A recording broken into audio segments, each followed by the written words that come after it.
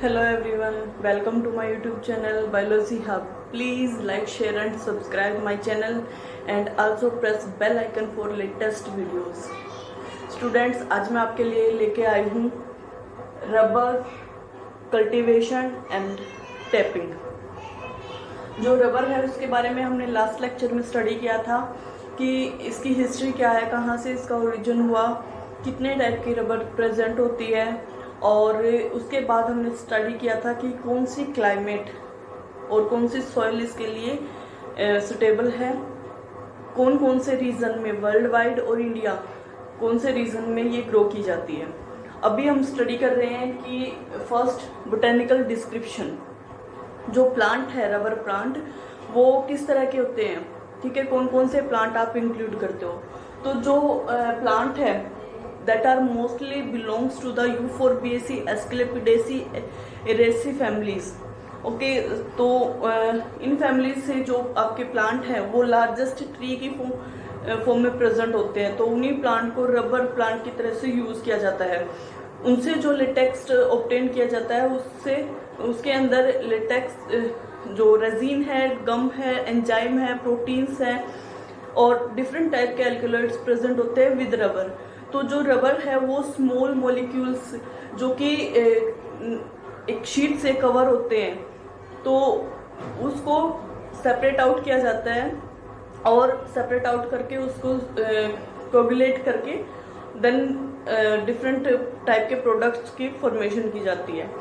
तो जो प्लांट है that are used for the rubber production that having 60 to 140 feet height, ठीक है, जो उनकी हाइट है दैट इज 60 to 140 फीट। जो ट्रंक है यानी कि स्टेम जो होगा वो स्मूथ होता है, ठीक है, स्मूथ और इलोंगेटेड सिलेंड्रिकल फॉर्म में स्ट्रेट होगा स्टेम। लोअर साइड से अगर आप देखते हो 10 to 15 फीट तक जो ट्रंक है या स्टेम है वो अनब्रांच्ड फॉर्म में होता है, लेकिन जो अपर पोर्शन है, अपर पोर्शन में 15 अबोव जो आपका पोर्शन रह गया उसमें much branching is present and branching having compound leaf, compound leaf present होते हैं जिसमें आपके जैसे एक सिंगल नोड से आपके 3 लीफलेट्स का ओरिजिन होता है। तो compound leaf with 3 leaflets are present on the branches. जो फ्लावर हैं वो स्मॉल साइज के होते हैं और इनफ्लोरोसेंस की फॉर्म में प्रेजेंट होते हैं। इनफ्लोरोसेंस का मतलब होता है ग्रुप ऑफ फ्लावर, जहाँ पे एक बंच के अंदर फ्लावर प्रेजेंट हो। तो रबर प्लांट जो हैं उनके अंदर फ्लावर स्मॉल साइज के होते हैं और इनफ्लोरोसेंस की फॉर्म में प्रेजेंट होंगे। जो फ्रूट होता है रबर प्लांट में तो वो 3 उसके अंदर जैसे आप इंटरनली देखते हो तो लोब्स प्रेजेंट होते हैं, 3 lobes and each lobe having a single seed. एक लोब के अंदर एक सीड प्रेजेंट होता है। तो सीड के अंदर ऑलमोस्ट 50% ऑयल प्रेजेंट होता है, रेडिश कलर में ऑयल होगा। So seed bearing the dry red oil. Okay, then after this botanical description we describe the cultivation, how we can cultivate the rubber plants. So जो seeds है या फिर vegetative propagation और budding, these 3 techniques are used for the plantation of the rubber plant. तो जो rubber के plant हैं उन प्लांट्स हैं उनको कैसे ग्रो करवाते हैं, या तो सीड के थ्रू। अब जो सीड की वाइबिलिटी है, रबर सीड की जो वाइबिलिटी है वो स्मॉल टाइम पीरियड के लिए होती है और इसी वजह से जैसे ही हार्वेस्ट होते हैं उसी टाइम पे उनको कल्टीवेट करते हैं। अगर वेजिटेटिव प्रोपेगेशन से कल्टीवेशन हो रहा है तो उसके अंदर क्या है, कोई भी स्टेम पोर्शन, ब्रांच है या रूट पोर्शन है, मतलब प्लांट का कोई भी वेजिटेटिव जो पार्ट है उसको एज ए सीडलिंग यूज करते हैं। फर्स्ट नर्सरी में प्रिपेयर करते हैं और उसके बाद उनको कल्टीवेट करते हैं फील्ड के अंदर। जो बडिंग टेक्निक है इसके अंदर क्या है, क्लोन फॉर्मेशन करते हैं और ये रिसेंटली बहुत इजी और you can say yielding high yield production जो टेक्निक है that is the budding technique. तो इसके अंदर क्या है, क्लोन फॉर्मेशन की जाती है। कोई भी एक बेस्ट यील्ड प्रोडक्शन जो प्लांट है जिसके अंदर यील्डिंग ज़्यादा है, रबर यील्ड ज़्यादा है, उस प्लांट पे दूसरे प्लांट की बड एपिकल पोर्शन के साथ अटैच कर दी जाती है। दूसरे प्लांट की जो हम बड ले रहे हैं वो रेजिस्टेंट होती है माइक्रोब्स की, ठीक है, यानी कि उसके अंदर एंटीबायोटिक रेजिस्टिविटी होती है। तो जो दोनों का मिक्सचर आ रहा है, high yield plus resistivity to the microbes, तो दोनों ग्रो करके एक सिंगल प्लांट के अंदर दोनों ही कैरेक्टर इंक्लूड हो रहे हैं, तो उसको हम बोलते हैं क्लोन प्लांट, ठीक है। क्लोनिंग हो रही है, वहां पे इकट्ठा कैरेक्टर आ रहा है एक ही प्लांट के अंदर। तो उस प्लांट से हमें क्या मिल रहा है, बेस्ट यील्ड मिल रही है। सेकंड, जो डिजीज है उनसे उनका कंट्रोल हो रहा है, तो मतलब डिजीज इजीली ग्रो नहीं कर पाती, ठीक है। तो ये इसमें बडिंग टेक्निक के अंदर हम क्लोन प्रिपेयर करते हैं और क्लोन को फिर फील्ड के अंदर कल्टीवेट करते हैं। तो जो प्लांट कल्टीवेशन है, प्लांट के कल्टीवेशन के टाइम पे हम उनकी डिस्टेंस मेंटेन करते हैं। डिस्टेंस का मेंटेन करने का मतलब है कि जैसे एक प्लांट जो आप ले रहे हो वो दूसरे प्लांट से 2 से 2.5 मीटर तक दूर होना चाहिए, ताकि प्रॉपर ड्रेनेज हो सके, प्रॉपर उसको स्पेस मिल सके ग्रोथ के लिए। तो 2 से 2.5 मीटर की दूरी हर एक प्लांट के बीच में होनी चाहिए। जो टेपिंग है, मीन्स लेटेक्स जो प्रोडक्शन है, वो 6 to 7 ईयर्स के अंदर, जब प्लांट 6 to 7 ईयर का हो जाता है तो उस टाइम पे टेपिंग, या फिर ये कह सकते हो आप जो लेटेक्स फॉर्मेशन है, तो लेटेक्स ऑब्टेनिंग प्रोसीजर है वो स्टार्ट हो जाता है। और 12 ईयर का जब प्लांट होता है तो मैक्सिमम यील्डिंग होती है उसकी। रबर प्रोडक्शन मैक्सिमम कब होगा, 12 ईयर के टाइम पे, और अबाउट 20 to 30 ईयर्स तक प्रोडक्शन होता है। उसके बाद अमेंडेंट फॉर्म में उसको फ्री कर देते हैं कि वो रबर प्रोडक्शन नहीं कर पाता, ओके, तो उसको रिमूव कर देंगे। तो जो मैक्सिमम बताया है कि मैक्सिमम यील्डिंग कब होती है, at the age of 12। Starting point आपका क्या है, 6 to 7 ईयर, और मैक्सिमम एज है 25 to 30 ईयर, ओके। देन जो टेपिंग और उसकी प्रोसेसिंग है कि किस तरह से लेटेक्स जो प्लांट है उससे निकालेंगे और उससे प्रोडक्ट फॉर्मेशन करेंगे। तो जो टेपिंग है that is the obtaining of latex. जो रबर प्लांट है, प्लांट से जो भी पेड़ ले रहे हैं हम, ट्री ले रहे हैं, उनसे लेटेक्स निकालना है। तो जो लेटेक्स है वो कहाँ पे प्रेजेंट होता है, लेटेक्स वेसल्स के अंदर।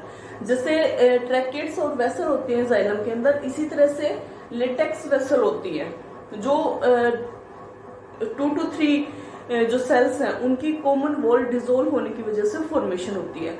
तो जो फ्लोएम पोर्शन है उसके राइट एंगल पे आपकी रिंग की फॉर्म में प्रेजेंट होती है लेटेक्स वेसल, जो लेटेक्स को कंटेन करते हैं, जो सेकेंडरी मेटाबोलाइट होते हैं।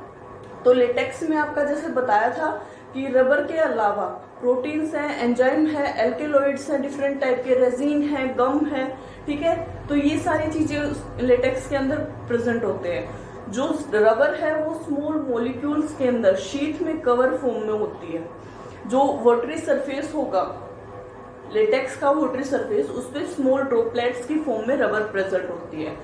तो जो टेपिंग मेथड है उसमें क्या करते हैं कि मॉर्निंग टाइम में, जो मॉर्निंग टाइम है उसके अंदर, उसमें प्लांट के अंदर फर्स्ट अपर साइड से, upper left to lower right, इस तरह से 30 डिग्री एंगल पे कट लगाते हैं, इंसिजन करते हैं, कट लगाते हैं। और वो इंसिजन आपका इस तरह से होना चाहिए कि कैम्बियम को टच ना करे, क्योंकि अगर कैम्बियम कट होता है तो उसके वजह से जो सेकेंडरी ग्रोथ है प्लांट की वो ब्लॉक हो जाएगी, मटेरियल ट्रांसफर ब्लॉक हो जाएगा, तो प्लांट ग्रो नहीं कर पाएंगे।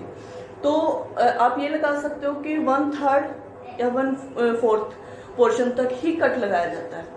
तो जो कट है, इंसिजन है, वो मॉर्निंग टाइम में लगाते हैं, क्योंकि मॉर्निंग टाइम में जो लेटेक्स का फ्लो है वो मैक्सिमम होता है, और उसके बाद स्लो होना स्टार्ट हो जाएगा, और एट लास्ट जो कट है उस पर डिपॉजिट होना स्टार्ट हो जाएगा, ठीक है, सूखना शुरू हो जाएगा। तो मॉर्निंग टाइम में क्या करते हैं, वो इंसिजन लगा के फर्स्ट 30 डिग्री एंगल पे upper left to lower right 30 degree के एंगल पे कट लगाते हैं, या फिर कई बार क्या करते हैं वी शेप में सिंपल कट लगा लेते हैं। जैसे ये आपका ट्रंक है तो इसमें इस तरह से वी शेप में कट लगा देते हैं। तो जो कट है इंसिजन है उसके नीचे की तरफ कप या फिर बाउल रख देते हैं, और जो लेटेक्स है वो ड्रॉप वाइज उसके अंदर इकट्ठा हो जाता है। या फिर कई बार जैसे असम साइड इंडिया के अंदर जो प्रोडक्शन किया जाता है तो उसमें लेटेक्स कंटेनिंग के लिए बैम्बू प्लेट्स जो होती है उनको यूज किया जाता है, बैम्बू वेसल्स। तो उसके अंदर जो लेटेक्स है वो इकट्ठा हो जाएगा, और जैसे जैसे कोगुलेटेड फॉर्म में आएगा तो उसको स्ट्रेच करके और रिमूव कर लिया जाता है। रिमूवल के बाद में उसको फैक्ट्रीज के अंदर, जो इंडस्ट्रीज है फैक्ट्रीज है उनके अंदर भेजते हैं, जहाँ पे एसिटिक एसिड है उसके साथ में उसको मिक्सअप किया जाता है। मिक्स करके बाइंड करवा के उसे आपकी रबर प्रोड्यूस की जाएगी जिसकी स्ट्रेंथ ज्यादा होगी, यानी कि हार्ड फॉर्मेशन हो जाएगी। हार्डनेस जो रबर है उसके अंदर हार्डनेस आ जाएगी। तो हार्डनेस आने के बाद में उसको 45 डिग्री सेल्सियस पे स्मोक जो रूम है उसके अंदर डाल देते हैं। तो स्मोकिंग की वजह से जो धुआं जैसे आ रहा है तो उसकी वजह से जो रबर का कलर है वो चेंज हो जाएगा, तो ऑलमोस्ट ब्राउन या फिर ब्लैक कलर में आ जाती है। देन उसको स्मोक जो रूम है उससे निकालते हैं और वल्केनाइजेशन से जो उसकी रेजिस्टिविटी है, हार्डनेस है, उसको इंक्रीज करते हैं। And then vulcanized rubber is used for the different product formation. Okay, so the rubber sheet that are prepared in the smoke room is known as smoke sheets. जो smoke sheet है then उनको flat किया जाता है। Flat करने के बाद vulcanisation होगा, और वल्केनाइजेशन के बाद में उनसे शीट तैयार की जाती है। तो वो शीट डिफरेंट प्रोडक्ट्स फॉर्मेशन में यूज की जाती है। ओके, अगर आप इंडिया की बात करें तो इंडिया के अंदर जो रबर है that is obtained from the ficus elastica. Ficus elastica से जो रबर है वो ली जाती है, और ये जो प्लांट है फिकस इलास्टिका मोस्टली असम और खासा हिल्स जो है उनके अंदर डिस्ट्रीब्यूटेड फॉर्म में प्रेजेंट है। लेकिन जैसे जो इंडियन रबर है जो फिकस इलास्टिका से ऑब्टेन की जाती है उसकी यील्ड भी लो है और जो क्वालिटी है वो भी लो है, तो उसको कमर्शियल पर्पस के लिए यूज नहीं किया जाता। देन अगर आप इसके कंपैरिजन में सिंथेटिक रबर लेते हो, पहले जैसे नेचुरल जो रबर है उसी को यूज किया जाता था, लेकिन धीरे धीरे साइंटिस्ट ने सिंथेटिक रबर बनाना शुरू किया। सिंथेटिक रबर किस तरह से बनाते हैं, that is by the catalytic polymerization of butadiene and styrene. Butadiene और स्टाइरिन को उसकी पॉलीमराइजेशन की जाती है, कैटालिटिक पॉलीमराइजेशन यूनिट्स को जोड़ के और लंबी चेन की फॉर्मेशन की जाती है इन द प्रेजेंस ऑफ सोपी वाटर। ठीक है, तो सोपी वाटर के अंदर जब उसकी पॉलीमराइजेशन प्रोसेस की जाती है तो आपकी सिंथेटिक रबर प्रोड्यूस होती है, जो डिफरेंट पर्पस के लिए टायर्स या फिर जो रबर है इरेजर जिसको हम बोलते हैं, या फिर शूज है, रेनकोट वगैरह हैं, तो उनकी फॉर्मेशन के लिए फिर वो यूज किया जाती है। As compare to natural rubber, चाहे आप इंडियन ले रहे हैं या कहीं से भी ले रहे हैं, नेचुरल रबर के कंपैरिजन में जो सिंथेटिक रबर है उसकी रेजिस्टिविटी और उसकी हार्डनेस ज्यादा होती है, जो ड्यूरेबिलिटी है वो ज्यादा होती है। तो इसीलिए मोस्टली सिंथेटिक जो रबर है उसको प्रीफर किया जाता है for the formation of different types product. Okay, then what are the uses of rubber. Rubber के क्या यूजेस हैं? रबर जैसे जो क्लोथ्स हैं, waterproofing clothes, raincoat है या फिर जैकेट है या पैंट्स हैं, वाटर प्रूफिंग पैंट्स, तो उनकी फॉर्मेशन के लिए यूज किया जाता है। या फिर shoes, water proofing hats formation के लिए यूज करते हैं।